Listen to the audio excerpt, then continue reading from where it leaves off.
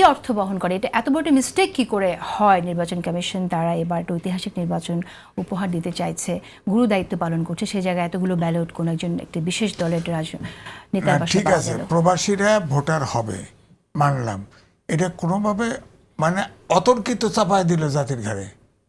আপনি বলেন তো কোন প্রবাসীটা বাংলাদেশে তার সে যা আকাঙ্ক্ষা করে সেটা পূরণ করতে পারে নাই বলে বিদেশে গেছে, এবং সব বিদেশে গেছে সবই 18 বছর বয়সের উপরে, সে বাংলাদেশে ভোটার আছে ধরেন।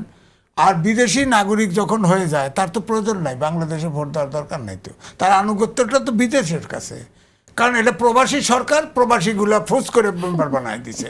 এখন প্রবাসীরা আপনি চিন্তা করেন, এই প্রবাসীরা যারা ধনী লোকের প্রলোভন পড়াইতে দিছে, আর অন্যরা এখানে কাজ করে যা আর আয় রোজগার করে তার ইয়ে নাই, তার পোষায় না। মেয়েরাও গেছে, এটা বলেন। হ্যাঁ, মেয়েরাও ধনী লোকের মেয়েরাও বিদেশে গেছে, সবাই গেছে, এবং সেই ধনী লোকের নাম আজিজ। হ্যাঁ, কার আপনার মেয়ে বিদেশে পড়তে যায় নাই? পড়ছে, সেটাই তো বলতেছে। সে এখানে ইনস্টিটিউটে পড়ছে, ওখানে যায় এলএলএম করছে, কোয়ালিফাই করছে, সে কোয়ালিফাই করছে, আমার জমি বেচছে, যেটুকু ছিল একটু বেচে দিয়ে ধনীরা এটা বুঝিয়ে দিলেন আর কি। বুঝাইলাম।